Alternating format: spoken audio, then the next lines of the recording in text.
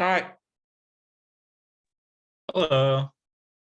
Uh-oh. I can't hear you or oh, it's me. Never mind. Uh-oh. I got it. It's me. Good. Fixed it. Great. Fixed it.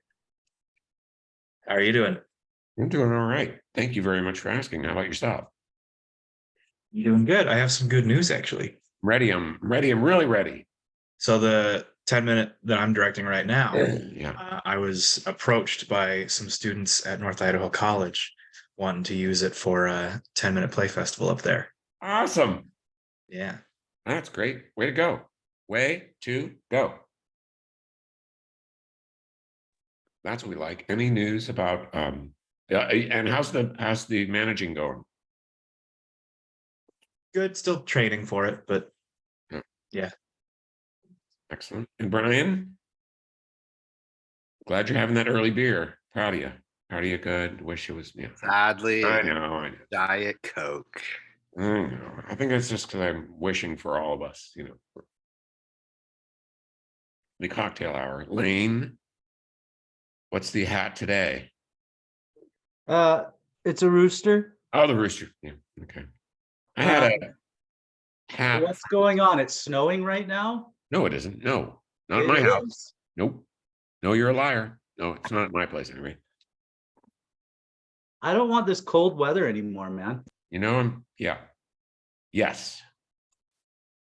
I had a hat from University of South Carolina that said Cox on it. Thought that was a Gotta love those Gamecocks.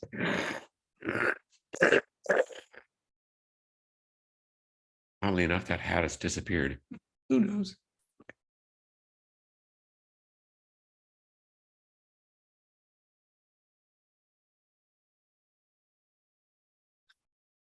That out of here. Out of here. How's your cat, David? Good. Thank you. I mean, he's still skinny, but I think he's looking up. So we're on this $1 million food. We tried kangaroo food for a while, kangaroo meat, but now we're using rabbit. Because maybe part of his problem is that he's formed an allergy to certain foods. I mean, he's been getting solid gold food, but this food is made by,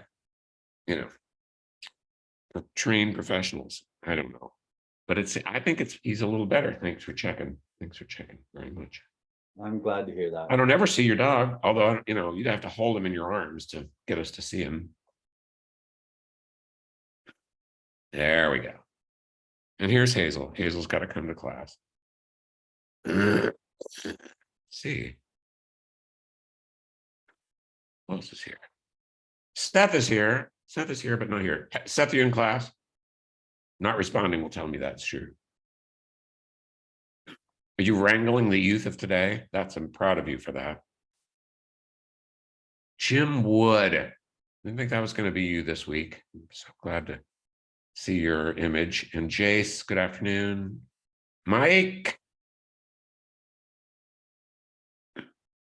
To see some more Mike Kaplan today. It's always a good day to get a little more Mike Kaplan in my life. Allie, good afternoon. Hi, pal. I don't know. Come over here if you're going to do it. Jim, you got your Idaho swag on. Proud of you. Absolutely. Way to go. Seth. Okay. Seth isn't. No, never mind. I was going to make some comment. Ash, good afternoon.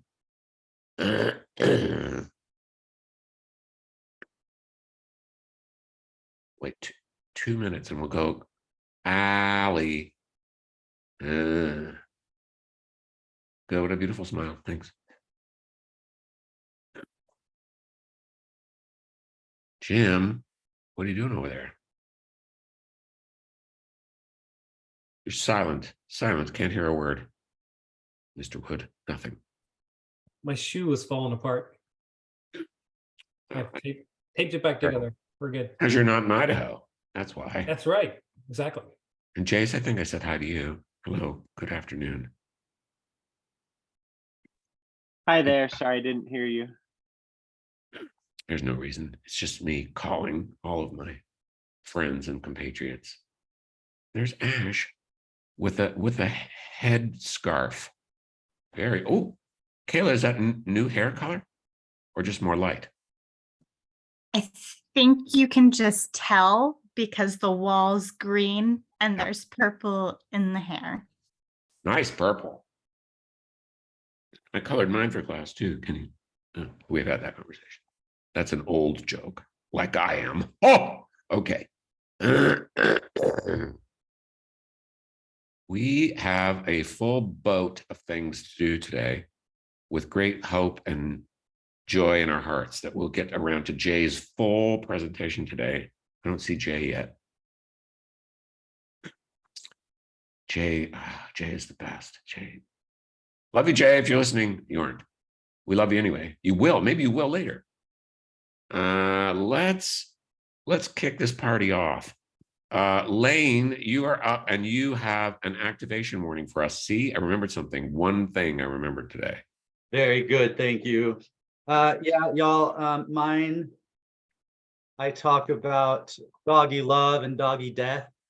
So if that is something, I know this has been a challenging semester for a lot of us on that front. So that's my warning. How are you feeling about and good afternoon, Avi. How are you feeling about cameras on, off, or upside down? Doesn't matter to me. Thank you for the bold choice. All right, here we go, everyone. Okay, I'm just gonna start by reading this thing. I'm just gonna start y'all by talking a little bit about why I chose the show. Dogs. When I was 21 months old, I had spinal meningitis. And after looking like I was 4 feet long because my back was so stiff, and after 108-degree fever that burnt away my sense of smell and half the hearing in one ear, and after my heart stopped on the table for nearly 5 minutes, and after they told my parents I'd never have more than an 8-year-old's intellect. When I came out of all of this, one of the first things I wanted was my dog, according to my mom.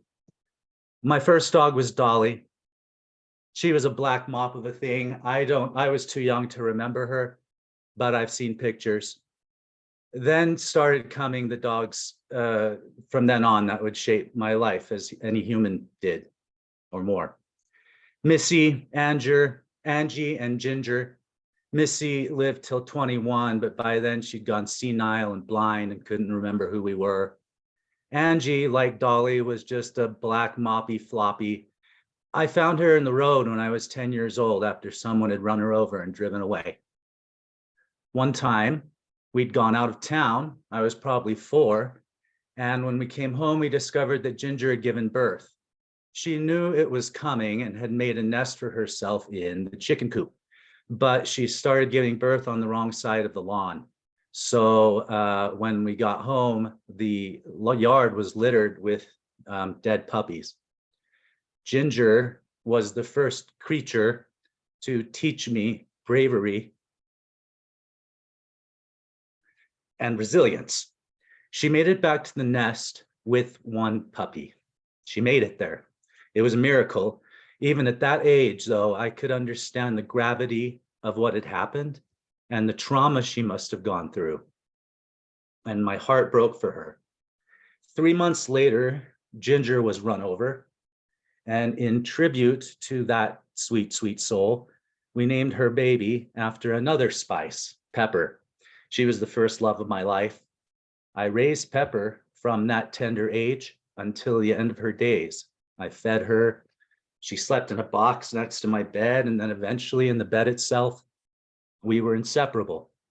My parents divorced not long after Pepper was born. It was a dark time. My mother had already decided at that point to create factions within the family, and she'd been conditioning me to turn on my sister for a few years at this point. She started when I was very young, and this was a very difficult period for me, but it was worse for my sister. However, the fact that I knew I was an active part in her misery actually made it worse for me. But Pepper was there. Next came a couple of Cocker Spaniels, Mindy and Cisco. I think my dad had an emotional affair with Mindy. She eventually had bad ear problems and we had to put her down. Same with Cisco. Sueño was a beautiful Springer Spaniel, a sweet and goofy guy. One day, my dad went out into the yard and discovered Sueño was gone. It was always suspected that somebody kidnapped him. And I think that about broke my dad in two. During this time, my mother remarried twice. She had groomed me to be an ersatz husband and by obligation, her protector. As such, I got hit around a lot. It was rough. I had no protector of my own, but Pepper was there. And when I hit 12, my sister, who was 10, and I were forced to choose which parent to live with permanently. And of course, the factions stayed intact. So I left my father and my sister to go live with my mother and my stepfather in a town of 19 people in the middle of the high desert off Old Route 66 in Arizona. Yet another very dark time. But we had Sam, who was an older golden lab pit bull mix, who we rescued. He was raised as a fighting dog, sweetest dog and protective.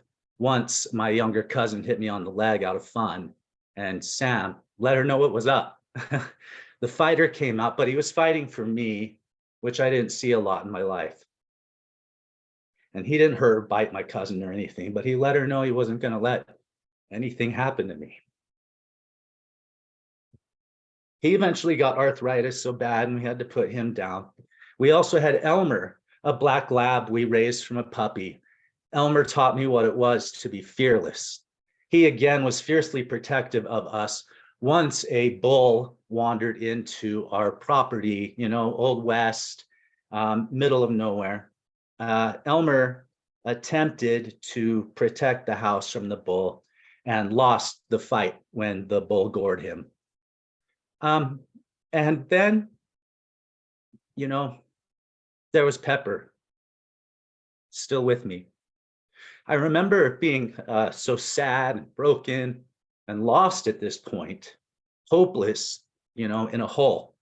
I would cower in the corner of the garage at night and hold her and cry, begging to be a dog, pleading to share her life. I hated being a human.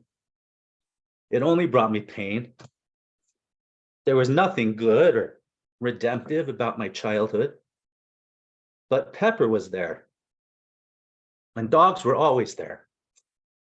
Pepper taught me what it was to be fiercely loyal, valiant, brave, part of something bigger, a family or pack or whatever you'd like to call it, a connection between a human and a dog, a bond, a tether, an intersection.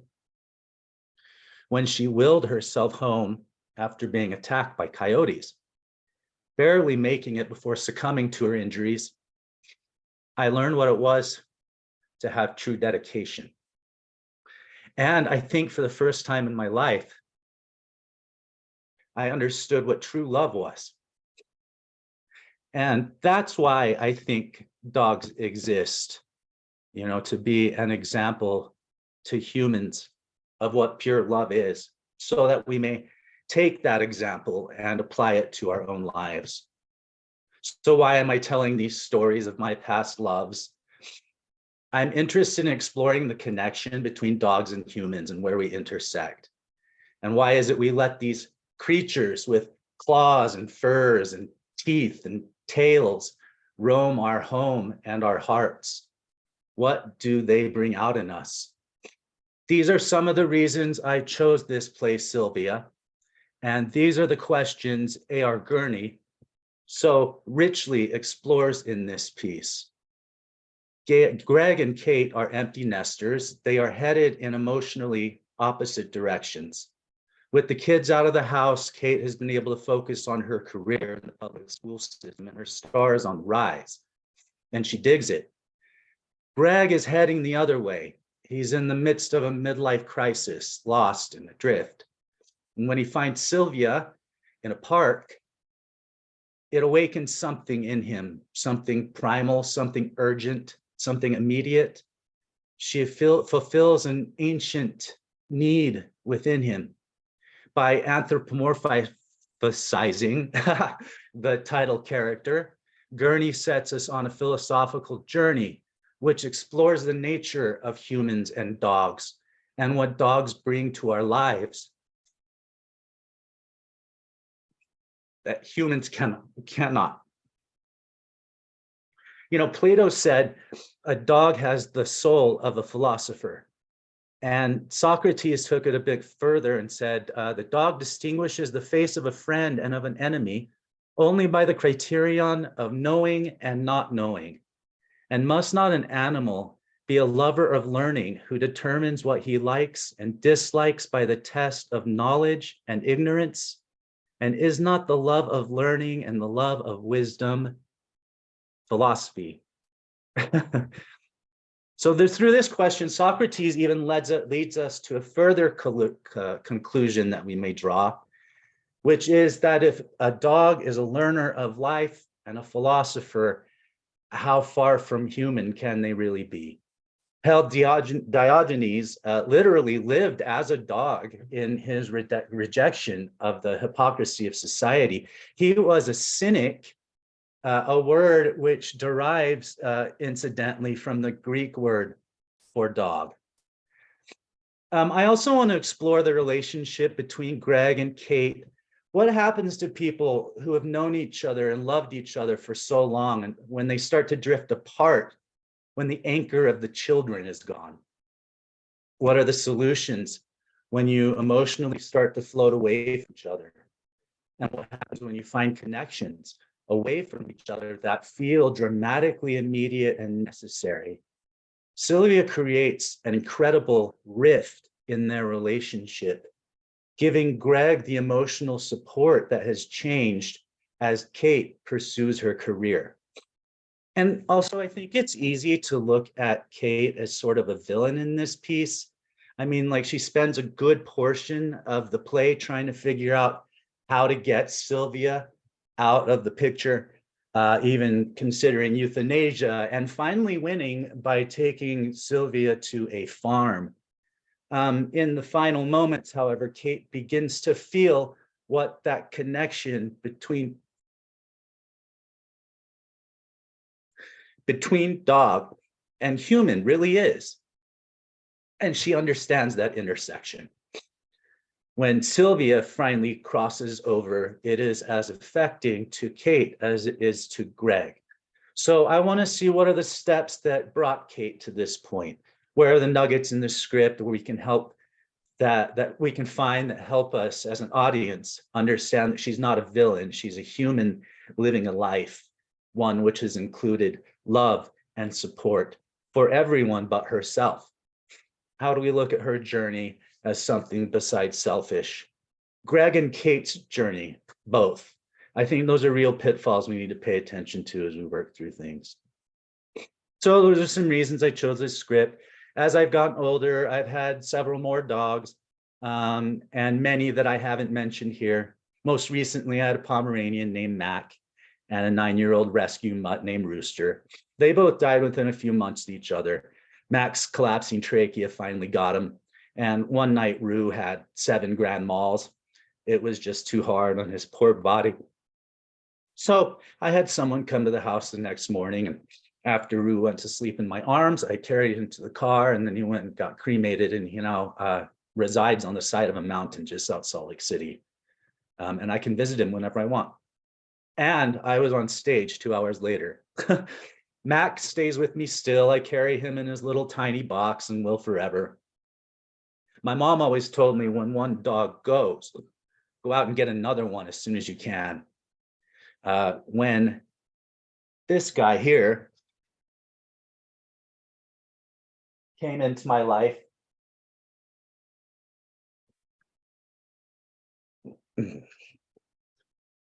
it was 3 weeks after Roo had passed, and I didn't know if I could handle it.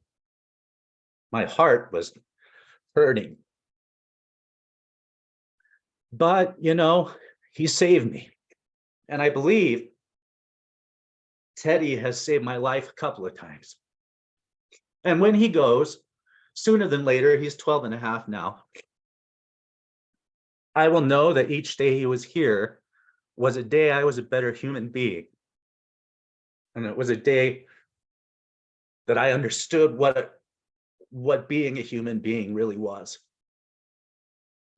All right, enough. Some housekeeping. We're an intimate group. There's only 6 of us, and I want to lean into that. I want to learn some things about you, and I want you to learn some stuff about me. I know a couple of you pretty well already, but I want to know more. And I don't know a few of you, and I look forward to changing that. So let's discover how we fit with this script and how we as humans and actors meld with it. All right, sign your contracts, give them to Jen. Please bring paper and pen to rehearsal, take notes. I think laptops just close us off from each other. I don't really care about your phones, as long as you're outside of the rehearsal room. We're all adults, so I'm sure that you'll be back in time for your scene and you'll do the proper preparation you need to do. I'm not worried about that. There's plenty of couches out there. You can go to another one of the rehearsal rooms. That's fine. Just don't miss your scenes. I don't know what else. Be respectful. We're a team. Don't give each other acting notes. This is a collaborative process, and we will be discovering many things together that may change your performance as we move on. Anyway, that's all. Pals, I'm excited to get working on this. And here are some milk bones for your own philosophers. I have a couple of things on this PowerPoint. Can y'all see this? Not yet. Not yet. Do I have screen sharing? You do. I do. Hold on just a second. These are it's just really, there's not much here.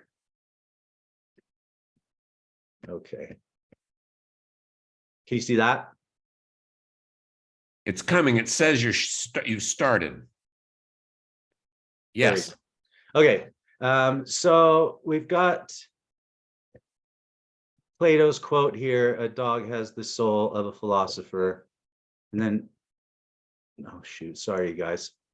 I don't know what's going on there. And I probably took too much time. So if we don't have time to go through this, just stop me.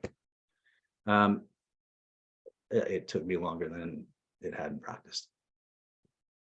Oh, and now it just shut me out of there. All right, well, my PowerPoint just shut down on me. Maybe I'll upload it somewhere so you guys can look at it if that's okay. That sounds good, Lane. Yeah. I don't know what happened there. Sorry about that. Nope, no need.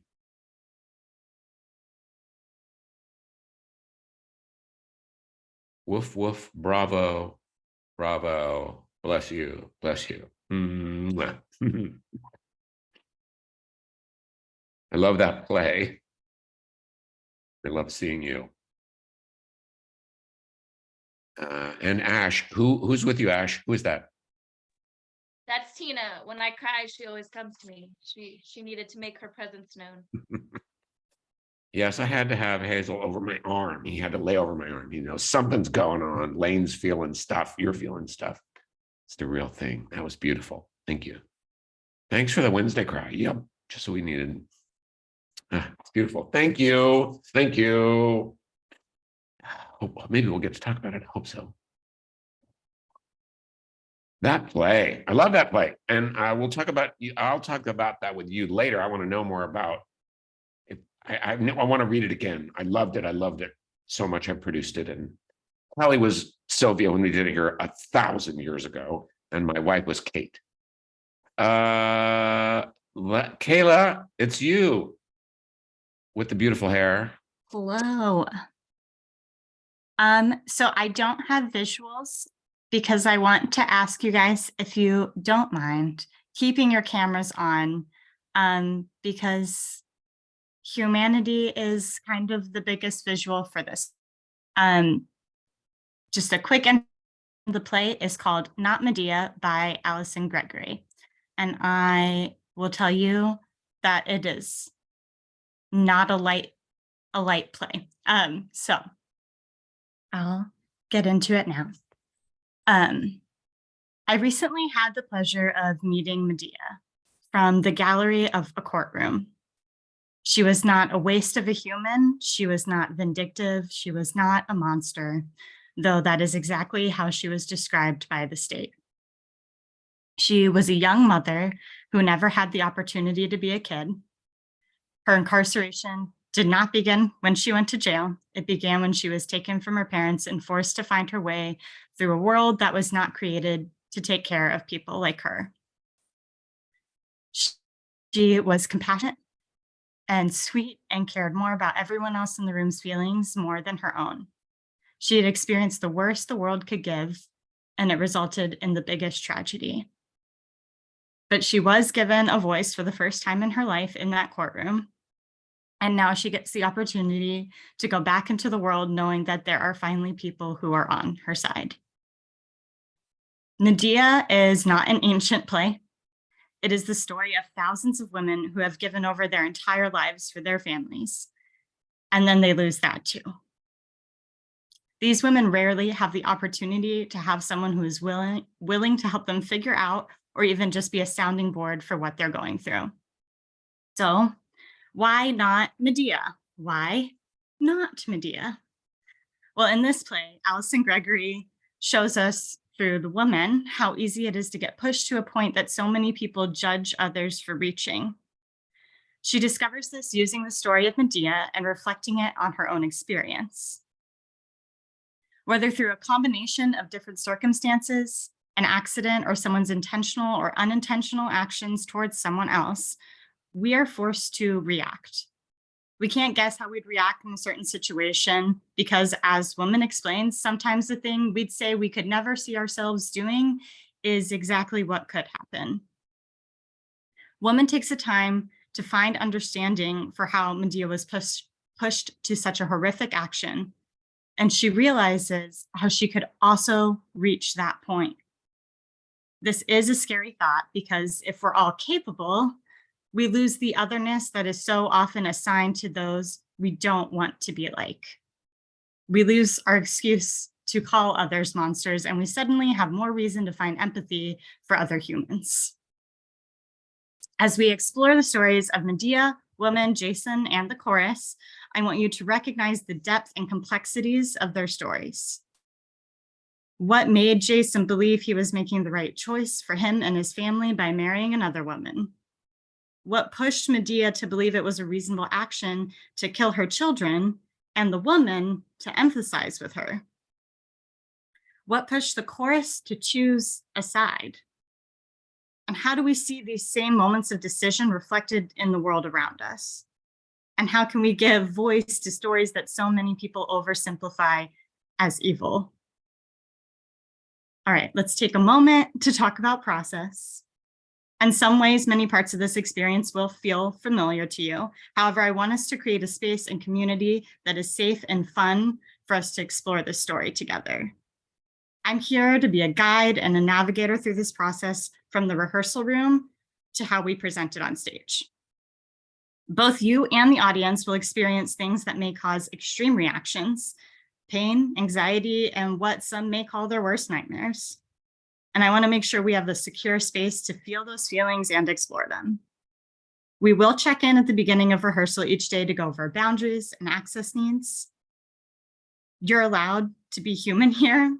And because this show tackles some difficult topics and is very physical, I want to always make sure everyone in the room feels like they have space to regulate themselves and be taken care of. We will also always have a space you can go to get away from the room whenever you feel you need some physical distance. Feel free to go there whenever you need. Just let one of us know that's where you're headed. Now, we will do plenty of table work, but there will also be scenes where we focus on movement to tell this story. We may go through a scene several times without dialogue, exploring different things we can do with our body to demonstrate different moments we want the audience to experience.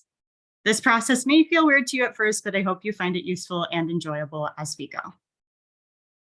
Our stage manager is about to go into all the logistical parts of this process, but I want you to be aware that we have compiled a list of resources and tools to help you regulate during the process.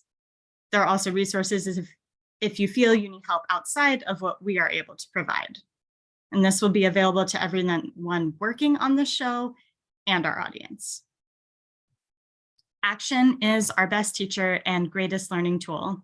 I want to ask you all to join me in approaching this project with compassion, understanding, and respect for the characters, to each other, and to the process. Because I believe if we practice it here, we'll take it out into the world. And maybe a little bit of that will rub off onto our audience too. And isn't that why we create art? To create impact in our communities that goes beyond the play that we put on stage. And that's it. Bravo, bravo. Are you working on this somewhere, Kayla? Have you worked on it? So this is a play that I was originally introduced to in my internship in undergrad. And I got to see it performed, and that's when I realized I wanted to be a director. So it's always been on my list of shows that I will do one day. And There's wonderful ideas out there, really powerful. This sounds like a really good one. Wrote it down. Thank you, bless you. We're having ourselves a time. Ash, I hope it better be funny. I'm just kidding. No, it's you, dear heart. This is an exercise in fortitude for me. Right? Ooh, y'all. Okay. In an ideal world, I would have presented the first slide of this and then played a game and then the rest of it. Huh? However, because my time is so short with my actors, I recorded a video. So the first thing I want to do is to play a game. So I need 2 volunteers. Jace and Lane. Will everybody else turn on hide non-video participants and then hide their video? Okay, friends, you know each other, but if we didn't know each other, we would play a good old name with a gesture game. But let's pretend like we already played a name with a gesture game. You've said your name, you've made a gesture to go with your name, and then you've repeated it back to each other. So now you know each other. So now what I want you to do is both unmute, and you're just going to count consecutively from 1 to 3. After you get to 3, you're going to repeat back at 1. So Lane will go first with 1, and then Jace with 2, and then Lane with 3, and then Jace with 1 again. Understand the directions? In rounds? You're 1, 2, just 3, so 1, 2, Lane, 3, you'll 1, 2, say 3. 1. Jace, you'll say 2. Lane, you'll say 3. Jace, you'll say 1. Lane, you'll be on 2. Just for a second, and then I will add the next steps. Ready? Go. 1, 2, 3, 1, 2, 3, 1, 2, 3, 1, 2. 3. All right, 1. you can stop counting. Now, since we'll be counting the stars in our play, I wanted to begin with counting. However, we are going to use a little bit of image theater in our process. And instead of creating an image and then adding words to that image, we're going to use the script for our words and create our blocking based on some instincts and making images. So what I want us to do now, in the same kind of order, number 1 will become a sound. Number 2 will become a motion that goes with that sound. And number 3 will become the motion and the sound together. So I'll come on the screen for 1 second. 1 sound. 2. I can put it in the chat. Yep, 1 sound. 3 sound. 1 sound. 2 motion. 3 together. So for example, let's pretend I'm 2 different people. I might go, whoa, and then the next one person would go, and then the following person would go, whoa. Capiche? All right, let's have Jace go first this time, starting with the sound, then Lane will do the motion, and then Jace will be back on sound and motion together, and then Lane will make the sound. Ready? Go. Huh?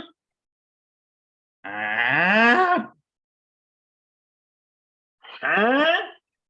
Oh, I screwed up, didn't I? Sorry, Jace. That's okay. Like.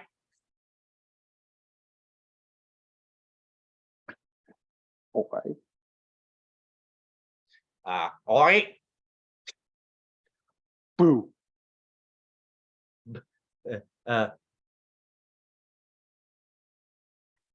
Boo. All right, thank you. Finally got it right that last time. That's part of the magic, right? All right. If you would like to come back on screen, you may. Everyone, I'm going to share and start the video. So like I said, ideally this first slide would happen and then we would play the game. I would like introduce myself and then we play the game and then we go into the rest of the presentation. But here's what I actually sent to my actors.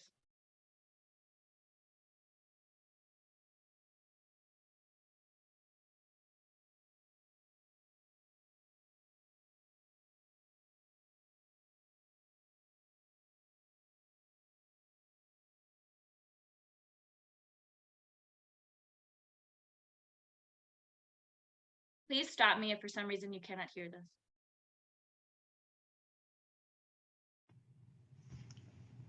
Howdy!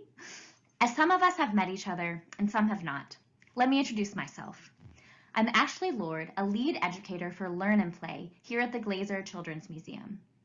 I'm currently getting my MFA in Theater Arts with an emphasis on pedagogy and social change. I've been involved in theater in some capacity for about 30 years. I've performed in professional productions right down the street at the Strass Center and work locally with Outcast Theater Collective. I'm so excited that you've decided to participate as part of my directing class project. I think the star counter will be an excellent addition to our efforts here at the museum, and it provides messaging that means a lot to me, and I'm hoping will encourage our museum patrons, caregivers, and kiddos alike. So let's play! Well, actually, before we get started counting, you might be wondering, why this project and why this play? The education team is hoping to grow the museum's storytime programming and engagement by adding art-space connections like songs and participatory storytelling throughout the museum. We want to provide opportunities for playologists to participate in passion projects, utilize and grow their innate talents, and build creative leadership skills. Though I will be facilitating this project, I don't want you to think of me as director, but I'd rather take on the role of Joker as practiced by the Theater of the Oppressed group I work with at Outcast Theater Collective. The Joker's job is to go inside, outside, and in between. They are not neutral as their goal is the fidelity of the work, but the Joker helps guide actors through games and exercises to develop a shared experience. As in a deck of cards, the Joker does not belong to any suit and can serve as a wild card and change in value or rank. The play not only serves as staff development, it has positive messaging for all and sheds light on some systemic societal issues in a family-friendly way. Close your eyes and imagine you are a child in a busy public place. You look around and realize you don't see your grown-up anywhere. You feel heat rise up the back of your neck. Your arms start to get a little itchy, prickly even. You roll up your sleeves, but your heart starts to beat faster. It quickens so much that it feels like it will pop out of your chest. Your breath is pushing out and it feels thick, but when you draw air in, it is like it doesn't even exist. Your head spins. You feel dizzy. As your grown-up walks over, you crumple to the floor. And you tell them you're having a heart attack. Do you even know what that is? All you know is your body isn't working right. These are my 8-year-old memories. We are living in a world where anxiety levels are on the rise for adults and children. I won't bore you with the statistics, but believe me, the graphs are frightening. I had my first documented panic attack in the 4th grade, though from memories, I suspect I had one as early as 2nd grade. My parents had little information, few skills, and lacked the ability to cope with my condition. This led me on a path of difficulty in confronting uncomfortable situations and was partially responsible for me spending 9 years of my young adulthood in an abusive relationship. The themes in the star counter are entertaining, but they are so much more. They serve to reprogram some core tenets of our culture that are no longer serving humanity. In a world where violence is present daily, what if caregivers were aware of the signs of emotional distress in their kiddos and could help guide them on a path of mental self-care that would follow them into adulthood? How would our world be different? Many of the behavioral and educational challenges young people face can be attributed to the inability to self-regulate. These are teachable skills that can ease the anxiety caused by modern society. In fact, many common educational principles are entrenched in archaic understandings and white supremacy. With our play and our process, I am hoping to subvert the notions of perfectionism. Our play normalizes making mistakes and not having all the answers right away. Sense of urgency. In a similar way, giving folks time to process and think. Defensiveness. Our characters provide each other with help and support when faced with challenges. Quantity over quality. It doesn't matter if they count all the stars. They decide to count all the stars visible to the naked eye, and that is something special. Worship of the written word. Getting rid of the notion that if it isn't written down, it didn't happen or isn't important. One right way. Our play presents multiple solutions to a problem, and each is valid in its own important way. Paternalism. We will share decision-making power. There isn't one leader. Either or. That we need to choose between one way or another. Maybe one way works best for one actor, and another way best for another. Power hoarding. Leadership will be shared in our process, as it is in our play, among the scientists and the townspeople, who the story implies will eventually help count the stars. Fear of conflict. Each person is entitled to their own opinion. It is important to bring up safety concerns, personal boundaries, and potential biases. Individualism, the only one. The only way to make real change is to work together. Community is important for culture and well-being. Bigger or more is better. We don't need big sets or expensive costumes and props. We can accomplish so much with just our words and this short, simple play. Objective neutrality. Nothing is neutral, and each person is affected by their subjective experience. Bring those to the table. Right to always feel comfort. We may all not always agree, and at the end of rehearsals, we may have to accept non-closure until our next meeting. My process may seem unorthodox, but it will be productive in lifting up our mission. We will have time to discuss this list and ask any questions during our first rehearsal.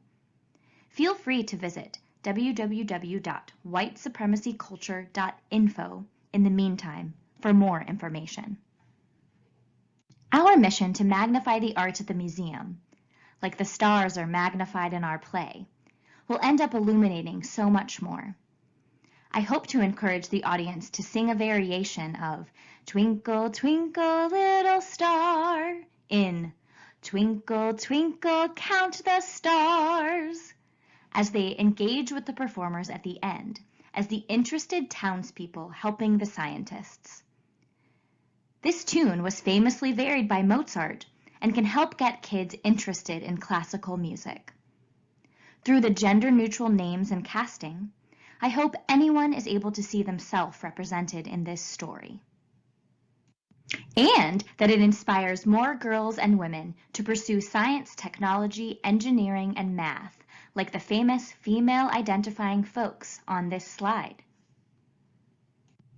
Our play also fits in with current museum themes, like finding and exploring the Fibonacci sequence and golden spiral in nature, because the Milky Way galaxy, the Andromeda Nebula, and the spiral galaxy M81 have spiral patterns resembling the golden ratio. I'm hoping we can plan a family play project where families make star wands to bring to the performance or make afterward. They could even potentially draw a galaxy on each one to take home to reinforce knowledge and remember their experience together at the museum. In addition to the family play project stars, we are going to keep the set, costumes, and props simple, things the museum already owns.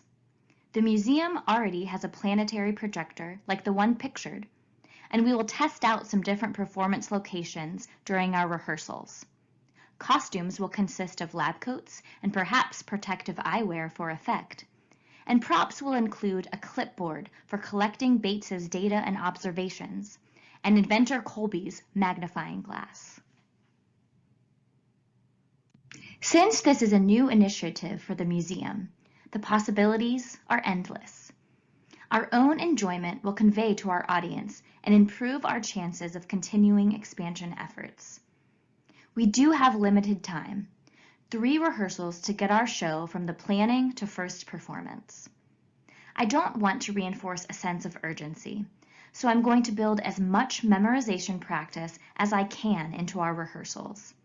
That said, I hope that you will try to at least read through the play once a day until our launch and are as present as possible when we meet.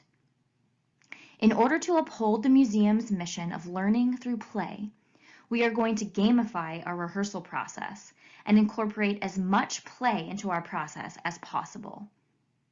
Please don't hesitate to pause action if you need to tend to anything during our time together. I'm extremely glad that we will get to work together on this project while you are clocked in for work. And remember that the expectations while we work together are the same as for when you are on the museum floor. I can't wait to get started, and please don't hesitate to reach out in the meantime if you have any questions. See you soon!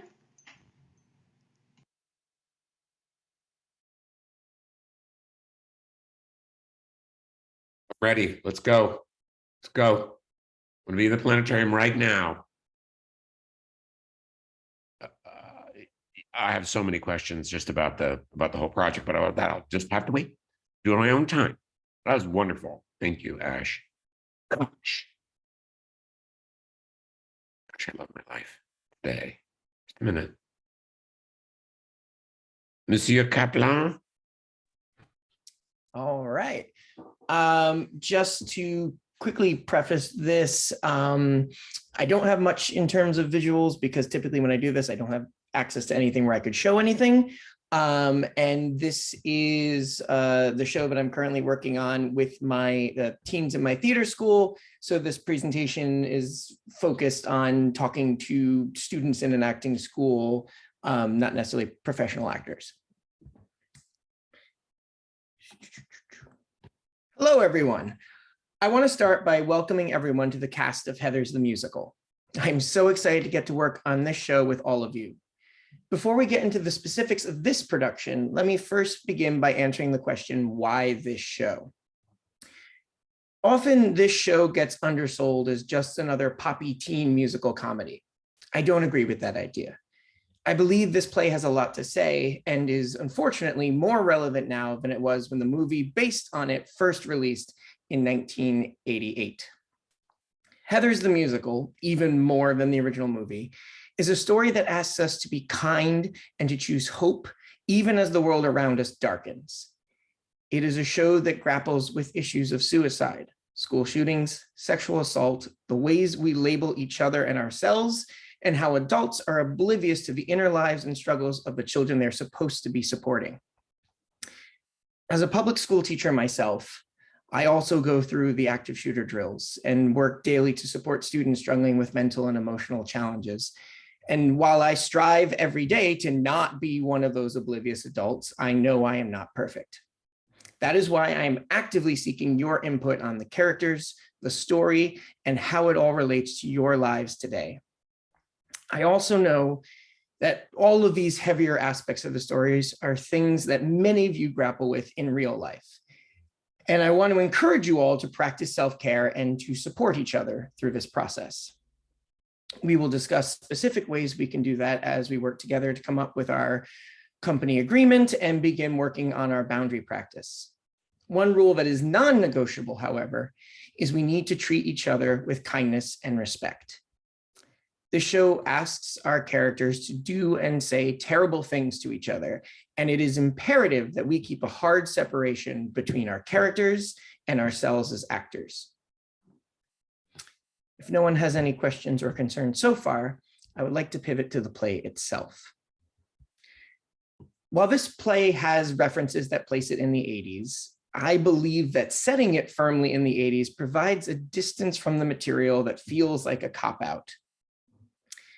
This is a story that could happen at any time, and arguably happens more now than it ever did back in the 80s.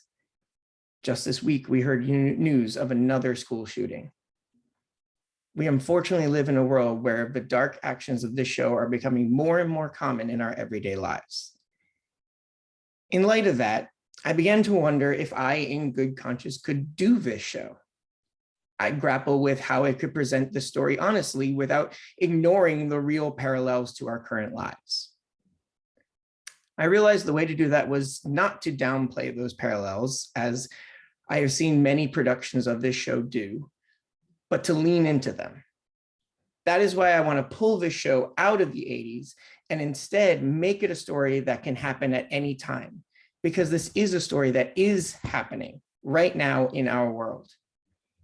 This is also how I view the comedy in this play. The comedy is not making fun of the darker aspects of the story or making light of them, but rather it is providing some relief for both the audience and the actors. I challenge you to look at these characters as full three-dimensional humans and not as the stereotypes the script often paints them into.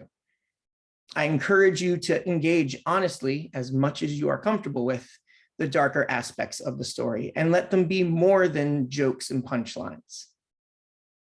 Veronica starts the show wondering why everyone is so awful to each other. And while she frames it around teenagers, the show quickly shows us the adults are no better, either oblivious to their children's need or actively perpetuating cycles of physical and verbal abuse. The show's eventual argument is for young people to band together to break that cycle and make the world a better place. What better time for that message to be heard than right now, where that fight is actively going on? Young people are pushing and pulling and dragging the world into a new age of inclusion and understanding, but they are being fought at every turn by those who would like to hold fast to the status quo that keeps them in power. In this show, the characters go through some truly dark events. But at the end of it all, they still make the choice to band together and dream of a better world. That is what we need in the real world right now to make sure the struggle continues for a better, fairer, and more inclusive and equitable world. With all that in mind, what does pulling the show out of the 80s actually look like? For starters, yes, the Heathers will still get to wear their iconic costumes, so don't panic. But the rest of the costumes will be pulled from a mix of 80s and contemporary clothing, and the dances will blend 80s moves with more current dance trends. As for the set, it will be kept abstract and not location or time specific. There are only two major set pieces. Both pieces will be able to move around the stage to give us different looks and staging opportunities. The first is a chain link fence. When I started thinking about the show, I viewed the whole show from Veronica's perspective. Veronica views high school as a prison, and she can't wait to bust out to college. The fence serves as a representation of that, and also as a barrier between the world of the living and the dead. When the ghost characters show up to torment Veronica, they will always show up behind the fence, upstage of it. As Veronica's choices paint her more and more into a corner, the fence will move further and further downstage, literally and figuratively closing Veronica's world in around her. The other major piece is a mobile platform with stairs on either end that serves as our bridge. It is the one piece on the stage that allows us to get over the fence, which becomes important in Martha's song. Again, the fact that we can move and rotate the bridge gives us lots of opportunities for staging. It's a little hard to picture, so let's just take a moment and look at a very general 3D model of this piece, since I think it'll make it easier for all of us to understand. Now I get to pull up my screen share.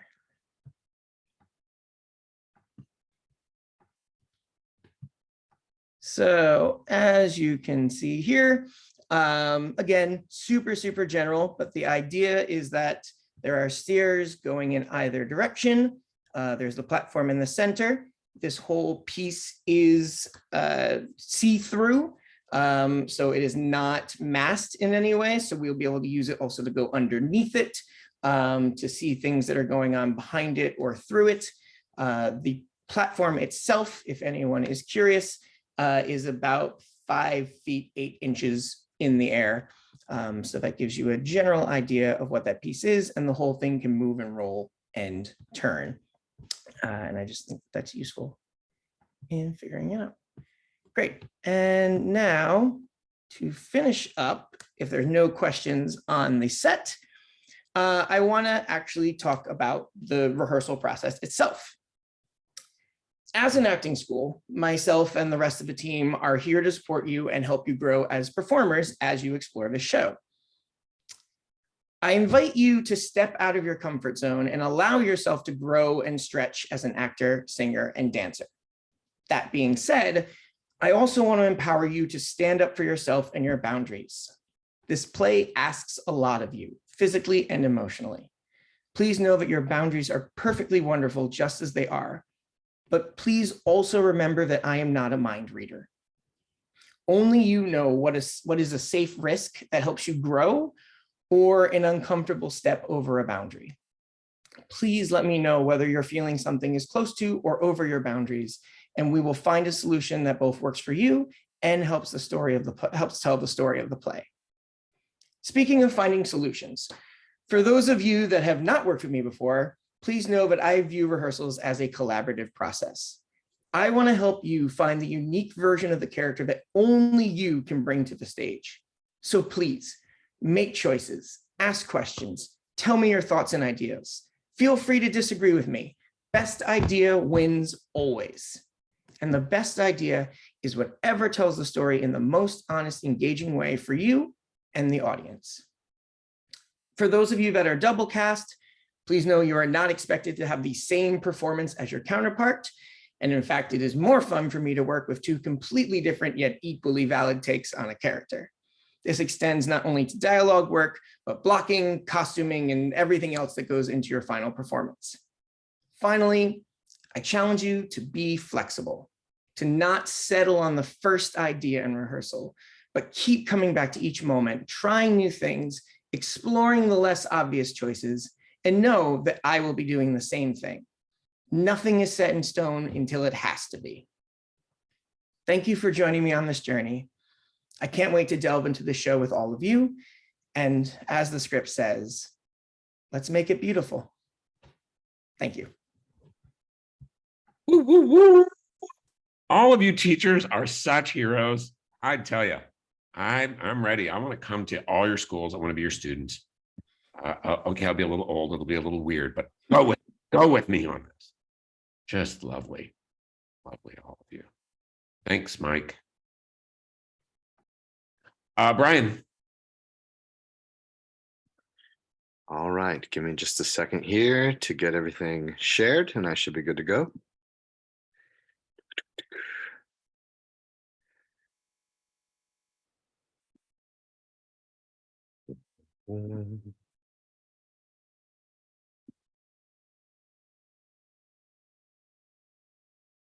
Okay.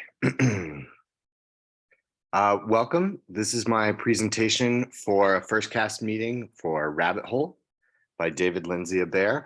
Just a content warning that we will be talking about death and grief as we work through this process. November 21st, 1996. That was the day that my life and my family changed forever. My older sister was a hairstylist. I always say the closest I can compare her to was what Dolly did in Steel Magnolias, sort of that kind of beautician. After working in a few salons, my sister was offered a position at a nearby vocational school to teach in their cosmetology department. On that Thursday morning, she dropped my nephew off at the babysitter and drove down Drake Road toward the school to sign her teaching contract. She never made it. Her white Ford Probe went off the road and hit a tree, killing her instantly. She was only 26 years old. I knew how hard it was for me. I was still a kid in high school. But it was only years later in reflection that I see how the loss of a child tore my parents' marriage and, by extension, our family apart. And although my sister was not a 4-year-old boy like Danny in the play or a 40-something drug addict like Arthur, when I read this play, I can sense her and her loss. And I can recall the ugly path we all took through our stages of grief. It was the first, but certainly not the last time I would navigate the rocky terrain of loss and sorrow. As David Lindsay-Abaire described in an interview, when he was a student at Juilliard, his teacher, Marcia Norman, told the class, write about the thing that frightens you the most. He said, I was in my 20s and I didn't know what scared me. Then I got married and had a son. And when he was 3, I heard about friends of friends who had children die suddenly, and I understood fear in a profound way. And Marcia's words came back to me, and that became the seed of the play. I'm sure you all have your own stories too, either lived or feared. Death and grief are essential parts of our human existence.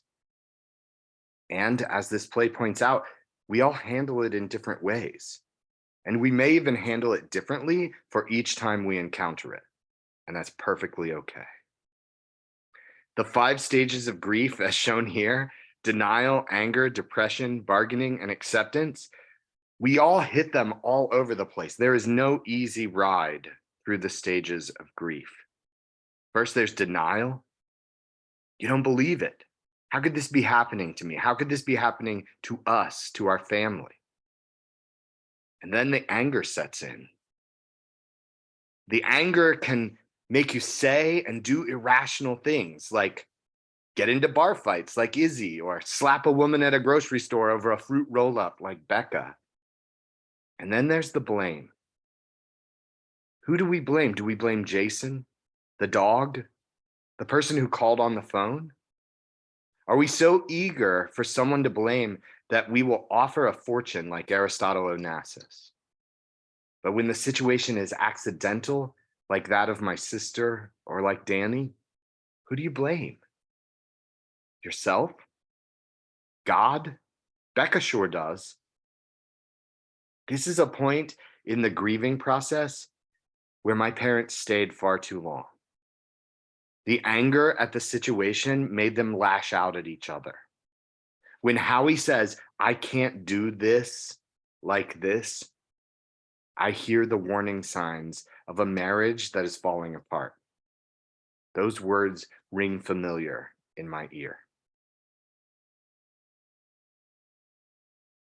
Depression is a step in the grieving journey that is a place where I found myself pretty frequently.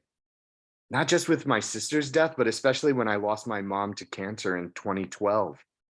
Some days I'm still not sure there aren't some dark gray corners inside me somewhere. Howie finds comfort in group and in reliving the moments and memories of the past. He loves seeing the remnants of Danny and has trouble with Becca boxing everything up and wanting to sell the house. But the loss of that home video of Danny playing, it's like a second death to him. And what a powerful moment in this piece. When it's recorded over, how he has to go through the stages of grief all over again.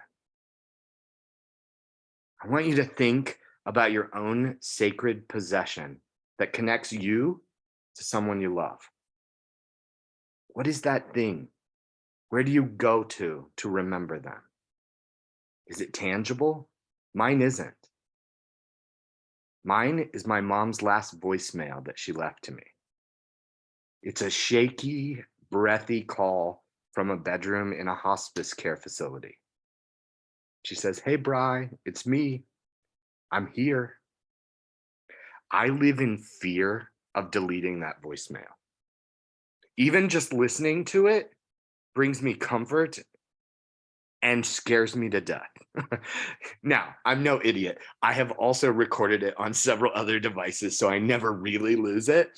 But every time I get a new phone, every time I listen to that voicemail, I have that moment and I feel what Howie felt in that. And that's been a tool that has led me toward acceptance. Howie and Becca will get there too. Just like Nat was able to find her way years before, and the path we all have to find at some point. Becca finds hers in the multiverse. The fact that there is a possibility of other universes where there are other versions of us doing different things helps her in her grief. She says to Jason, "That's a nice thought, that somewhere out there, I'm having a good time." In my own instance with my sister, I do believe my parents both found their way to acceptance in one form or another. I mean, my dad is still a mess at most major holidays, and September 1st was my sister's birthday. I know my mom even mentioned seeing visions of my sister sitting on her bed holding her hand. So, yeah, this is some really tough storytelling that hits us all at different levels. It will hit our audience at different levels too. That's why we will need to work through this material and these emotions so we can sturdy ourselves for being the storytellers who tell difficult stories.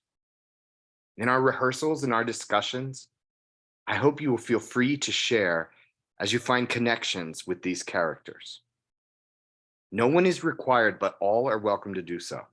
And as I often say, although theater is not therapy, it can still be therapeutic.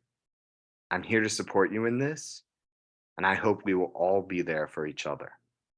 I do recognize that this is blank because if I were delivering this in real life, it's not quite ready to move on. So don't get scared, DLP. It is not frozen. I promise. We are on the right page. As for process, there's still plenty of time to learn how we work best together. But here are just a few items I want to throw out there. I don't use the term family to describe a group of people working closely on a theatrical endeavor because I know that word has roses for some and thorns for others. As this play shows us, family can be hard, blood related or not. So I'll call us a community. We all have roles to play, but the successes of the play and the players are intricately intertwined. I hope that you'll allow me to exist in my role as facilitator, but know that all of our collective ears and eyes and hearts are greater than one person doing it all. I'll do all I can in this process to help reimagine the traditional director role and redistribute its power to the whole group. I hope that you see this more in what I do than the words that I could say in this moment. But just know that I welcome feedback, questions, ideas, and collaboration. My only ask is that you allow me to try something fully before interjecting. That's not a power thing, it's a cognition thing. I'm an idea incubator, and so it takes me time for my ideas to develop fully and come out clearly sometimes.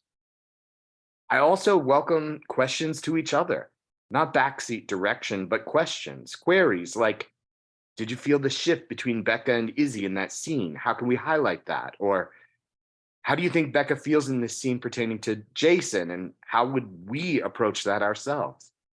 Please also understand that you are in control of your character. Sometimes these questions will be worth exploring, and sometimes they won't. At the end of the day, we want to help each other and create a powerful and thought-provoking piece for our audiences. We do that by supporting each other.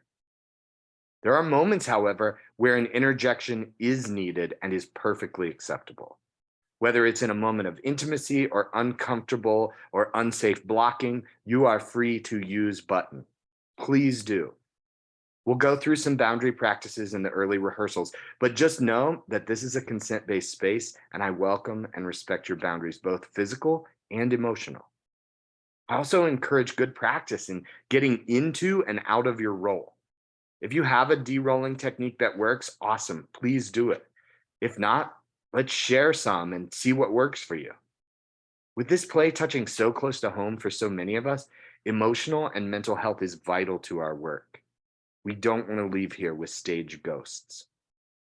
So the story we're about to tell will be tough, and our hearts will get put through the ringer. But out of it, we'll not just learn more about these characters, but ourselves. We'll also find the joy, and our audience will be the benefactors of this work. And if this script is a play, then its words are a playground. We'll get to engage with some of the most beautifully written, Pulitzer Prize-winning stuff that has ever graced the page or the stage. We'll also wrestle with some of the greatest questions of the universe. Who are we in this great cosmic mess? Are we more than this? How do we live? How do we die? And how do we move on with and without each other? And do the feelings of grief ever really go away? Or is it like Nat says? No, it doesn't. But it changes though. The weight of it, I guess. At some point, it becomes bearable. It turns into something you can crawl out from under and carry it around like a brick in your pocket, which can be awful, but not all the time. So you carry it around and it doesn't go away, which is fine, actually. Thank you.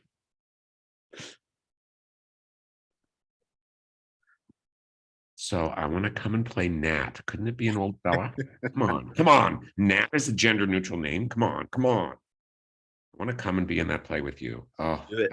beautiful. What a day we are having. What a day.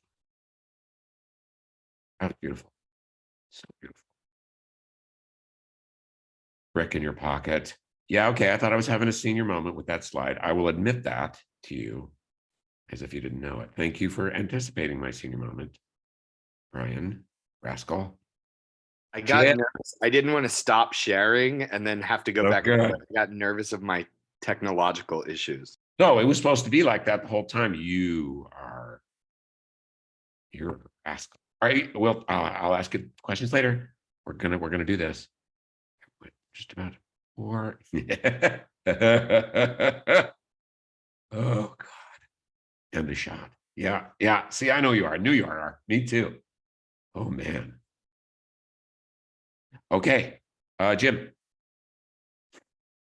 We're gonna make it, friends. I think we're gonna make it. Wow, it's up to Jim.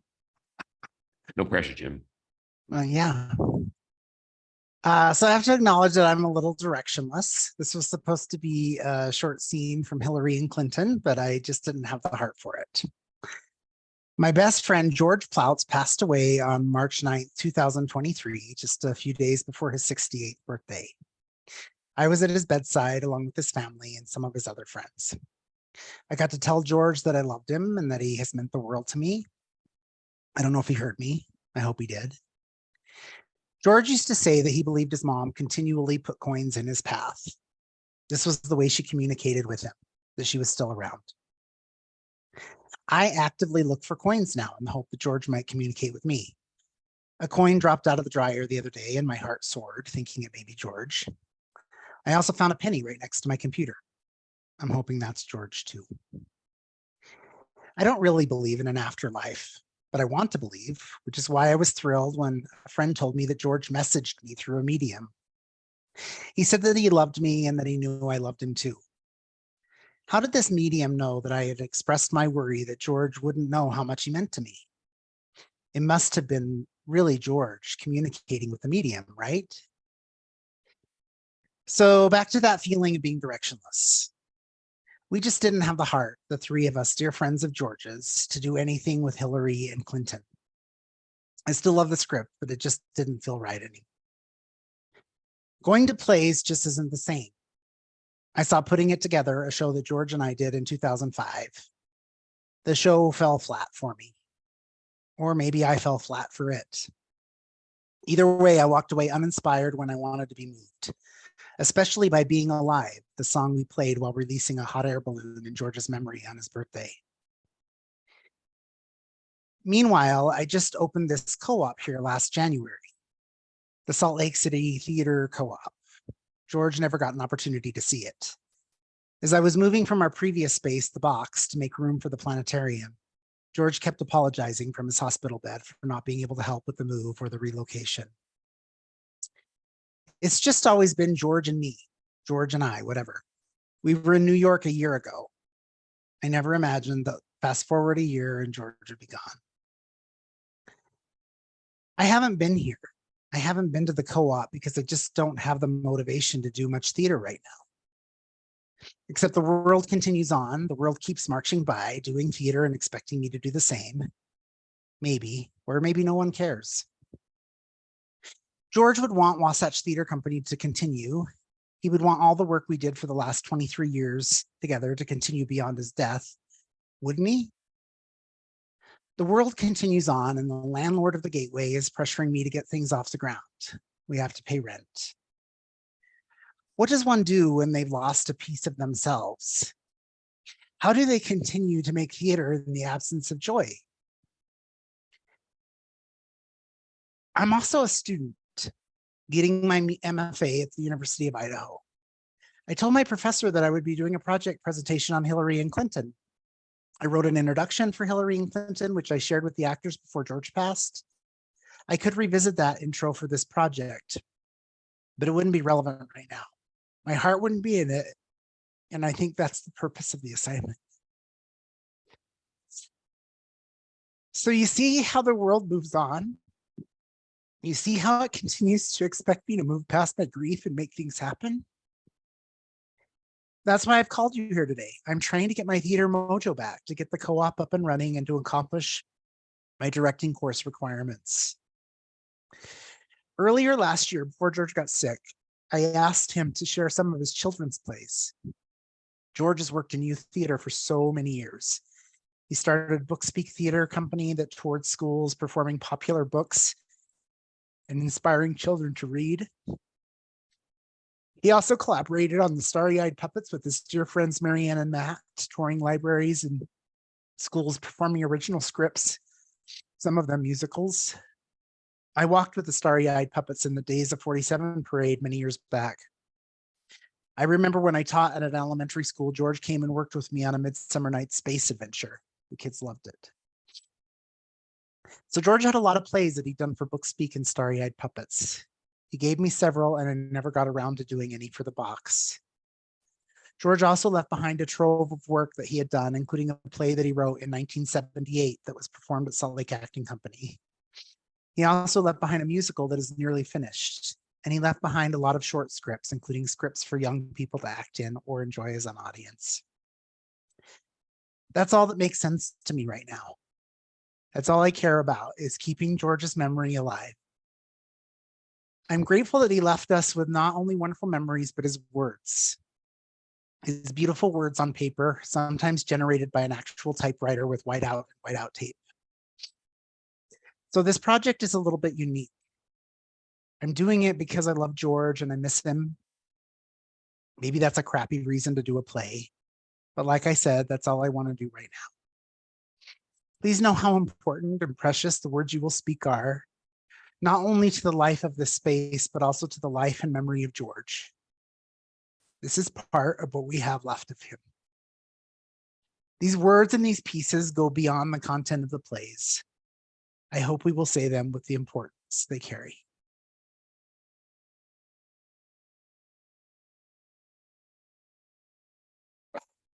So beautiful. Thanks. So what we're doing, this is living. I miss George too, man. Ah, George was a Oh, good guy. yes. I like George a lot. Thanks, Lane.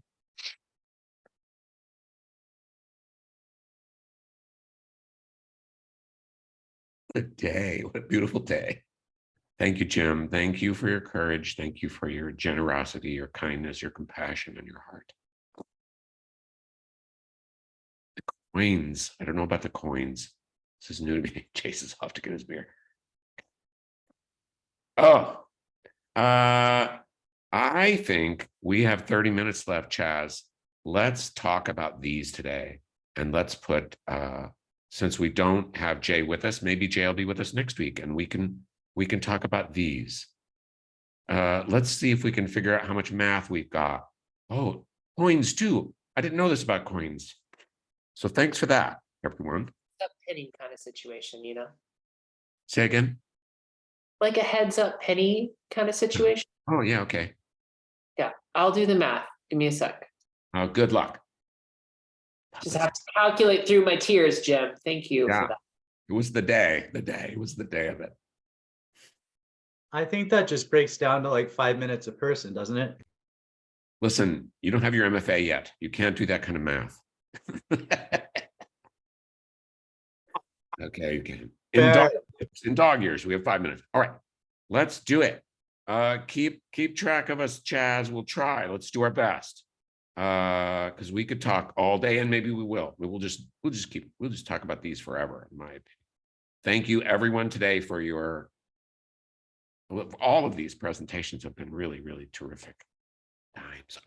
Let's 5 minutes for Lane, my friends. 5 minutes for Lane. Yep, Jim's going for the good stuff. Way to go, Jim Wood. Okay.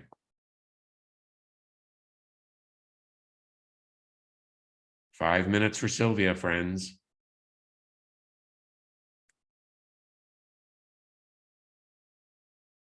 Good, everyone. Good start. Okay. I'll start. Jesse's got his hand up. Oh, good. Go, Jesse. Yeah, I know. Oh, there it is. Go, Jesse. Go. Can you guys hear me all right? Yes. All right. It's real dangerous to be driving and crying, you guys. So thanks for that.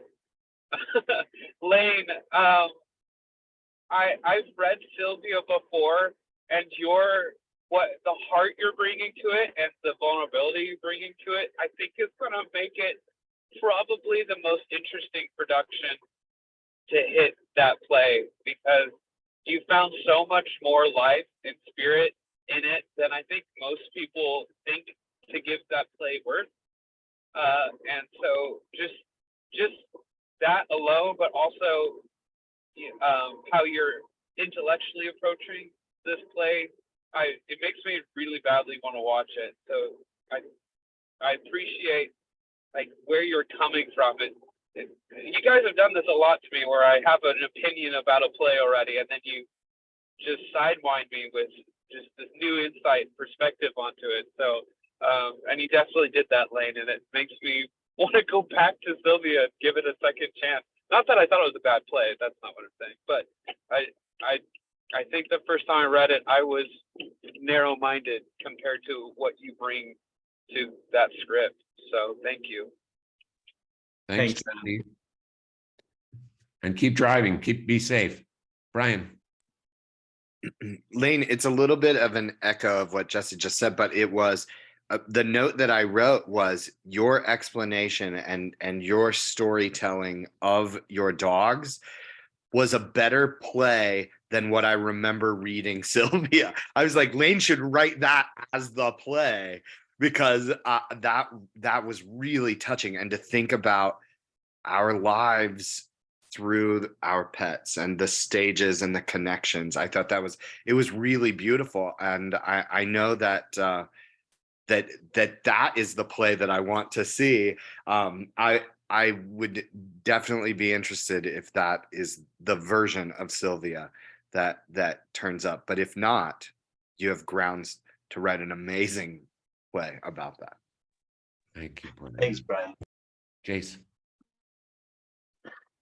Lane, super quick. I just love how you are challenging the notion of how to be a human.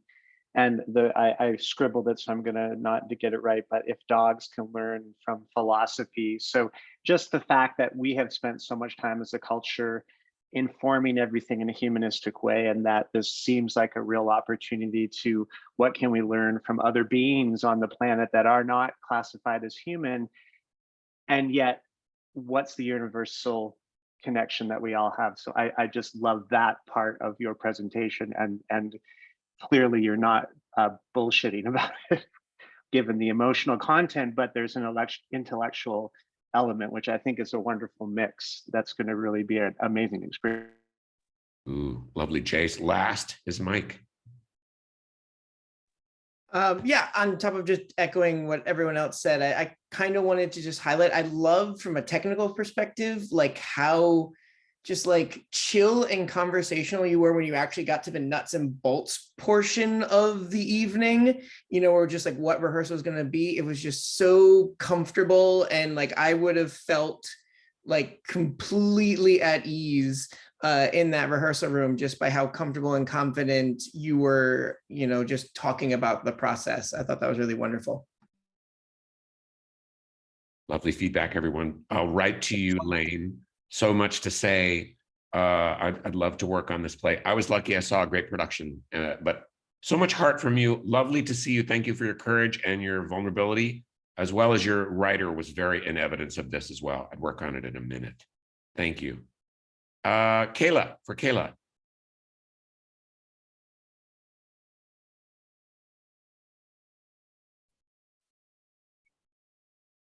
We finished that one early, everybody, by 2 seconds. Good job. Kayla, 5 minutes, ready? Jesse, go and don't crash the car. I pulled over because I crashed the car. No, sorry. Kayla, you also made me cry, so thanks. I just like, it's very humbling and inspiring and humbling to listen to how you are empowering the women that are going to be in your show and watching your show and pulling away from your show. I had not heard of the script, and I wish listed it while I was listening to you, because you made me want to put it in front of someone who should take it and do the same thing you're doing. Like just the power and vulnerability and the truth that you were speaking with was very inspiring. And yeah, I'm just very humbled. Thank you. Thank you. I just love the setup of like giving the story of Medea, and then flipping the script and being like, but this isn't the show that we're doing. Like, we're doing not Medea. It's just such a clever way of like setting it up and like having a teachable moment all at the same time, and then like making the folks you're working with like completely intrigued to want to hear more. Like I didn't write anything down because I was like, I looked down and I was like, oh wait, I don't have any notes, damn it. Because it was extremely captivating. Lane, thank you, Kate. Thank you, Ash. Hi, Kayla. Thank you for this. Just a quick thing. I don't think anybody else mentioned, and I could be wrong, but I don't remember hearing it about, pardon me, I didn't write down much either, Ashley, but the safety rooms that you have, what were you referring to those as? Safety rooms? I mean, mostly just like separate space is Separate generally space. how I would refer to it. Yeah. So it's just a space to be away from the space where the work's being done, because sometimes the physical room can attach the negative emotions. Right. I got that. And I think that like in the spirit of inclusion and support that we all have sort of been like going through and talking about this semester, and probably through all of our classes all semesters, right? I thought that was really quite thoughtful. And if I needed something like that in the rehearsal room, I would have appreciated hearing that in that first meeting. Thanks, Lane. I'll echo that and say that I thought you did a really good job of setting up a lot of what I would imagine would be new ideas for people like that. And you inserted them into the presentation very seamlessly and very like, you're like, this is the way, this is how we're going to do it. And I feel like as a person who I feel like I'm some of it was new to me, and I feel like this program is really good about talking about those kind of things. But to like you know, a new person to this kind of working style, I feel like you presented it so confidently and like, yeah, how else would we do it? Of course, there's going to be a supported space somewhere for you to go, and that there's no chance for them to question that kind of thing. Because your confidence and your truth in it was so strong, and I was like, oh wow, this is amazing. Like I felt very safe, which I know is a testy word, but I felt very like taken care of by you. Like you were like, this is how it's going to be, and this is what I've created, and this is what we're going to have. And I felt like, okay, yeah, no, I feel supported, you know, maybe not safe, but I don't want to use the word safe, but like I felt very supported, which I think is a major goal of this presentation. So like, wow, so great, Caleb. Yep, you had everybody's back. I so admired and loved your confidence. You were in from the very first second, and it was beautiful. Yeah, I thought your idea about being a guide and a navigator was really lovely. You were so clear, crystal clear about the play and about your thoughts for it. I would encourage everybody, if you haven't read Medea lately, I mean, get a good copy of it, a new one. It's really time. It's a really timely piece if it's a good adaptation. And as a side note, if you haven't read Ellen McLaughlin's Greek plays, she is a brilliant writer, and it's a great collection, I think, for teachers as well as for theater makers. That was wonderful. Kayla, thank you. Ash, feedback for Ash. Go, Lane. I just think what you do is so cool, you know, and like you seem to be so comfortable in talking about it, and like you're so polished.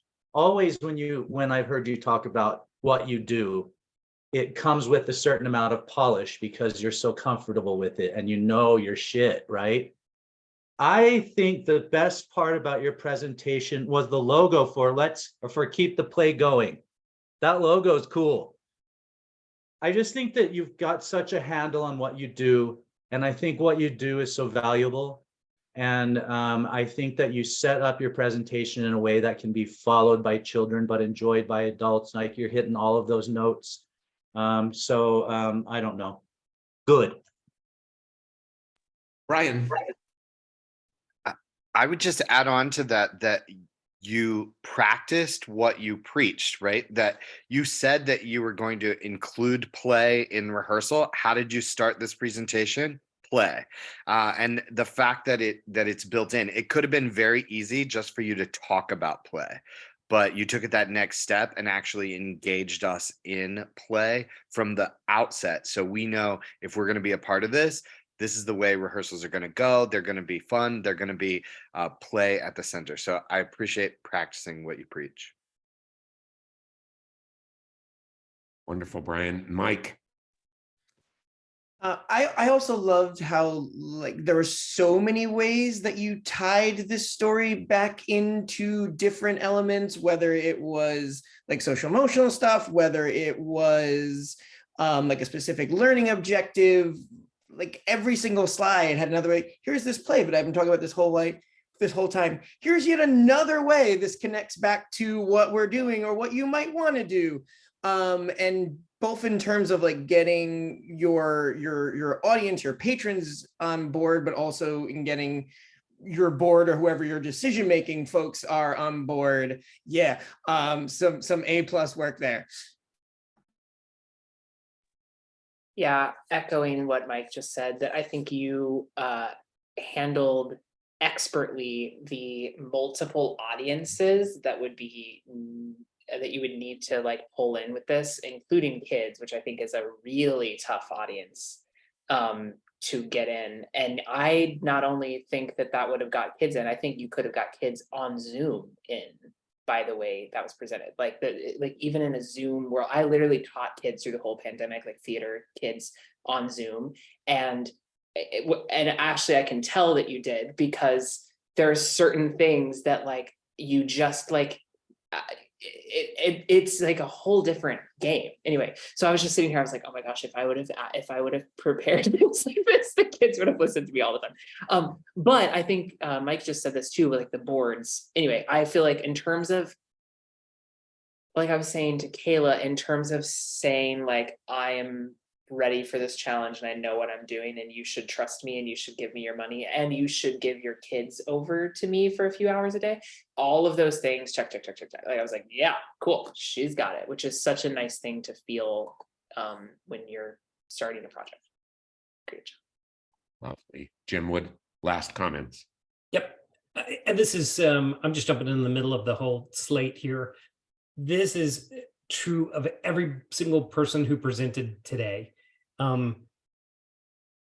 As an actor, I am all in, and we kind of made that random comment at the end of different presentations, but I can't count the number of times at the end of, in a production, at the end of the first meeting or first night when I go, shit, did I make a mistake by committing to do that? I mean, haven't we all felt that, right?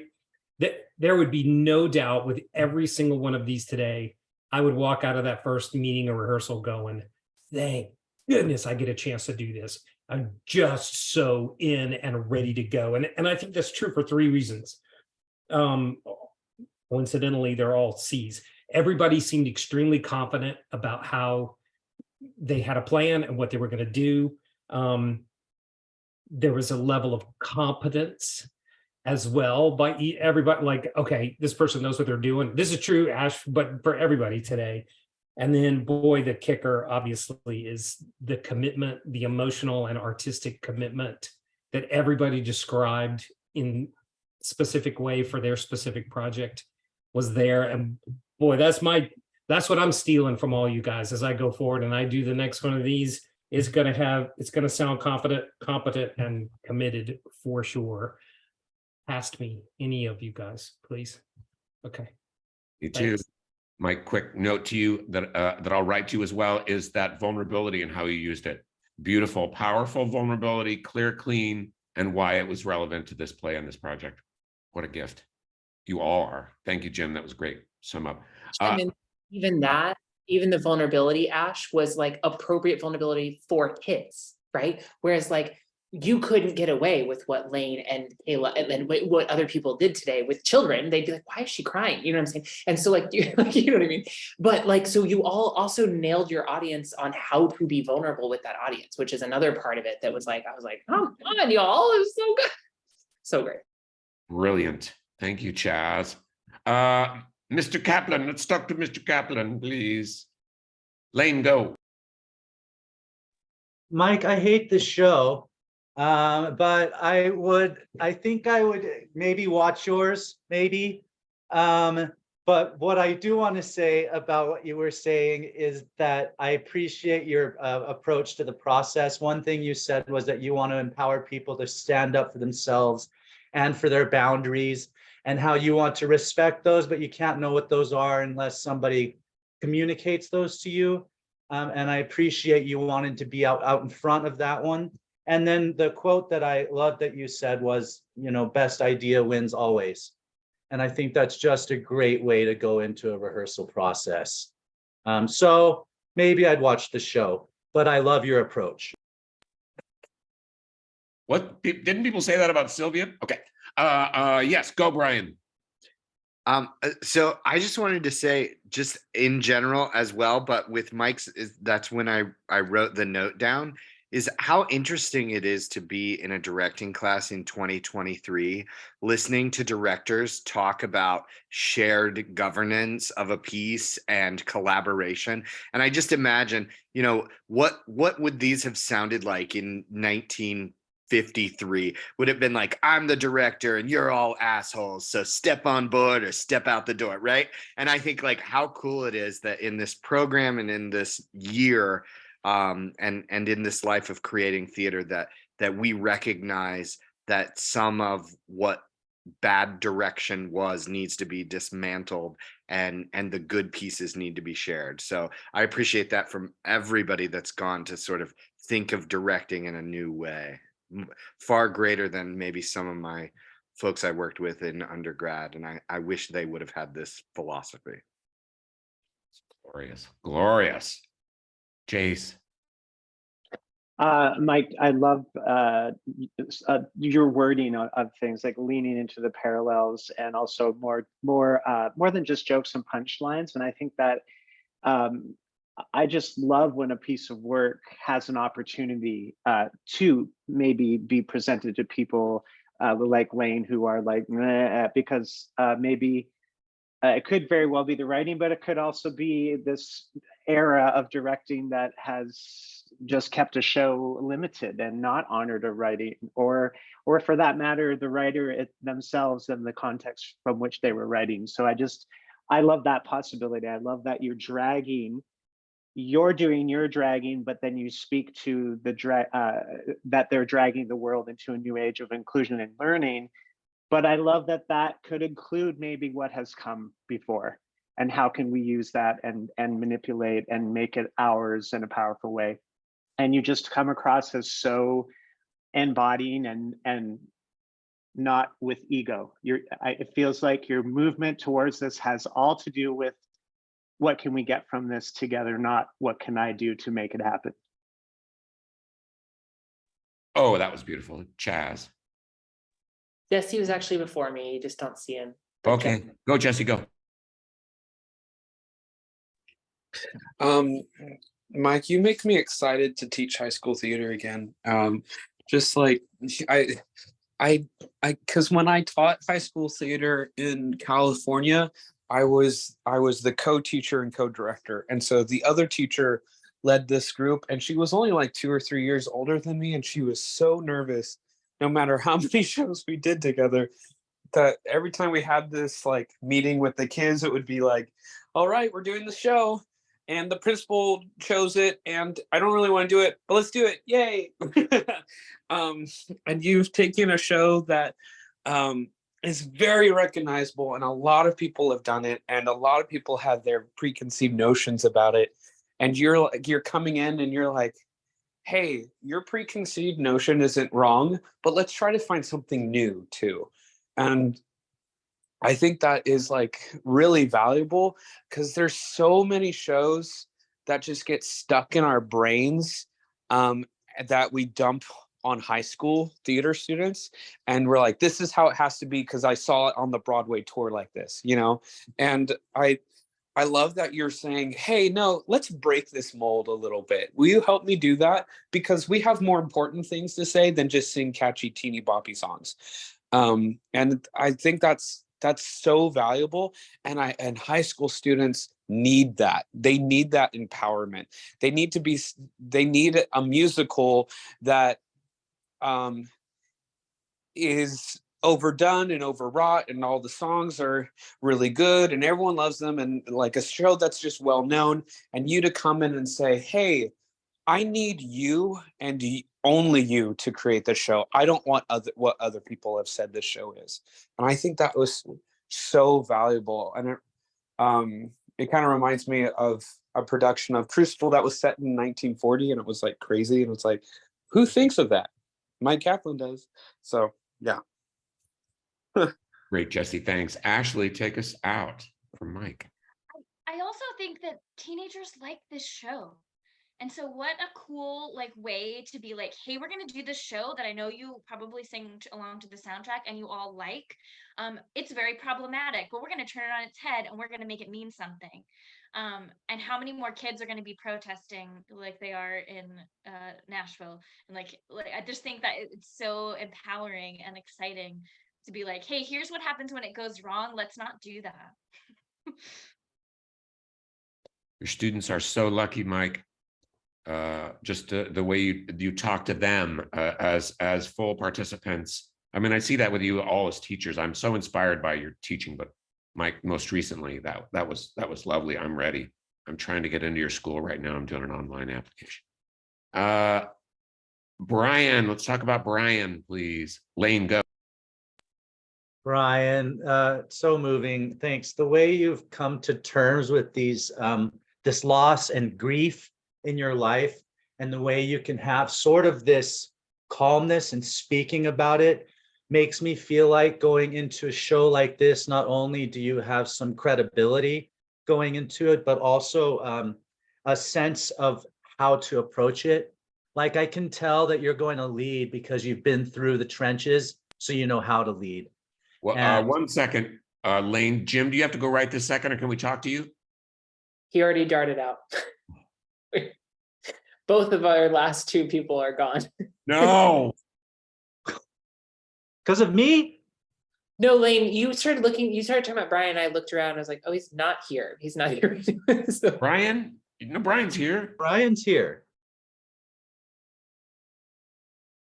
I'm I'm so confused now. sorry, Brian. I was literally looking for other Brian, like an imbecile who's not even in this class. Hi, Brian Wallingford. So sorry. Duh. Right. The guy that I just saw do a presentation. Okay. I've lost my mind. Leave me alone. I'm sorry. No. We're trying to juggle a lot here. And we're going to talk to Jim Martin too. And we'll make sure he sees the recording because we got to do that. Anyway, I would follow you continue, through Lane, this. I'm so sorry. That's okay. I would follow. I'm just trying to be fast so other people can talk.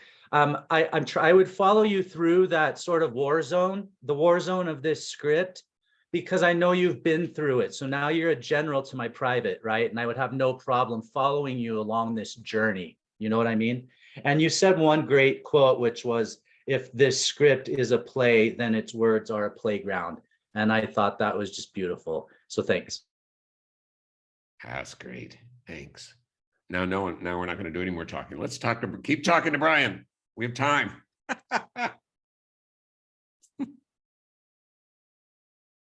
Brian, I was kind of a wreck. I love this play. But I'd work with you in a heartbeat on this. I thought your vulnerability, your thoughtfulness, and your complete integration of your own experience in with the script was masterful. And how you did that, that's a bad word, but was brilliant and beautiful. Navigating the rocky terrain of loss and sorrow was beautiful. Jesse, go. Sorry, my phone's like glitching out, so I wasn't sure I raised my hand or not. Yeah, I cried a lot, Brian. All of you made me cry. But it was your presentation that I was like, I was like, man, if he doesn't have a cast, I'm going to send him a private message and I'm going to fly to wherever he is, or I'm going to play his Howie, whether he wants it or not. Like your presentation was so inviting, and I just experienced lost.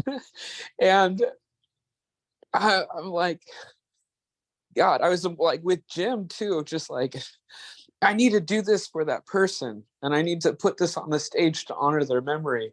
And the fact that you call that and you say, let's live this. Let's not flounder in trauma, but let's recognize this and share this and speak about it and mourn together and grieve together, and then play in that mourning, which is such a wonderful call. And it's so healing. And thank you. Thank you, Jesse. Ash.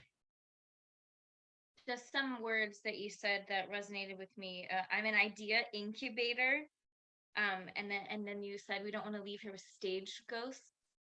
I think there's such a beautiful like metaphor you're building between like the process of grief and the process of putting a show together, and that like it feels different on a day-to-day basis. And I'm a slow processor, and like Kayla's rooms to like be separate for a second, I'm obsessed with that idea. I need that.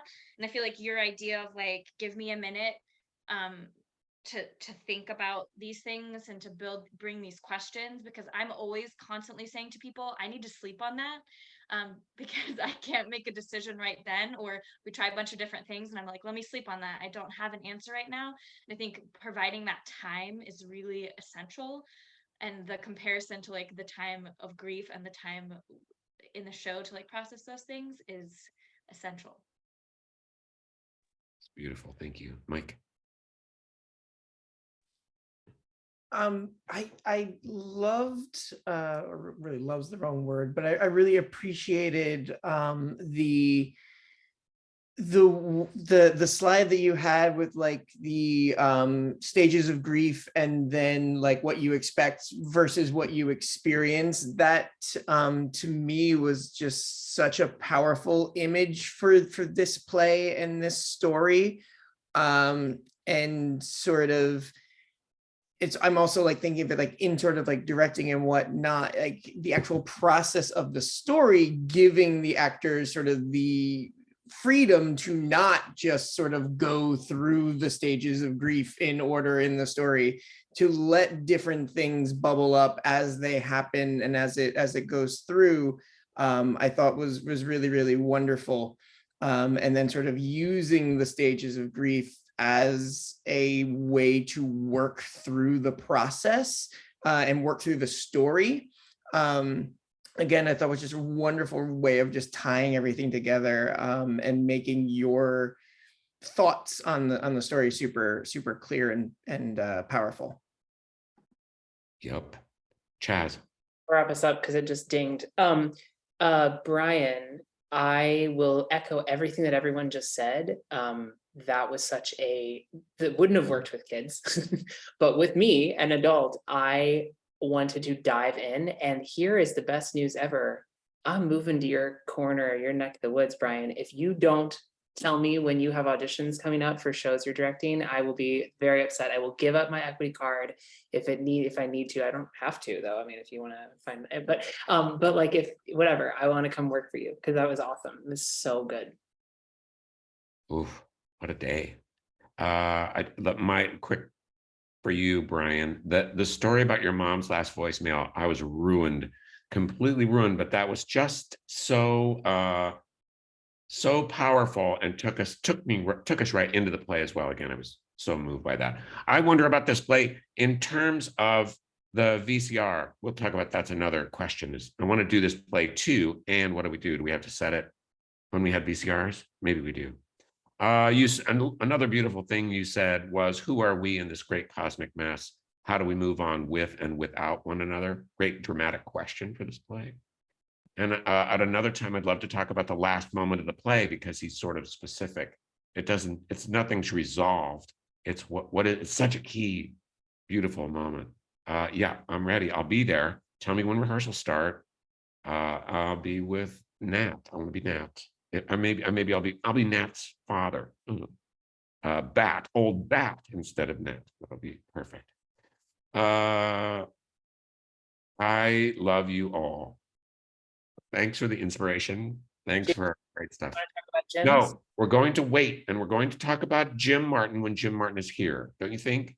I think that's the way to do it so we can hear it. So write down a thought or two about Jim Martin and we'll get to Jim and Jay. We'll do the J fellas next week sometime. Jim Wood, did I cut you off by any chance? Did I do that? No. Charles, you have a face. Is Jesse's hand still up? I think it's a legacy hand. Okay. Legacy hand. That's a great. It is indeed a legacy hand. Look at that guy. Let's bring him down. Thank Kate Powers for that one. I'm pretty sure she came up with that. That's Kate. Really good one. And brick in your pocket image. Luckily, I don't think we will soon forget Jim. So I think we'll be. No, I think we'll be okay. I think we'll be okay. Next week. Thanks for a beautiful week, everybody. Thanks for a beautiful experience. Love you. See you on Moonday. Oh, and we're watching something next week, but I'll get it in the announcement. I think it's Passover next week. Anybody see it? Anybody see it besides Seth? No, Seth's seen it. Okay. Oh, good. Can't wait to talk about it. Love you. Be well. Great work today, everyone.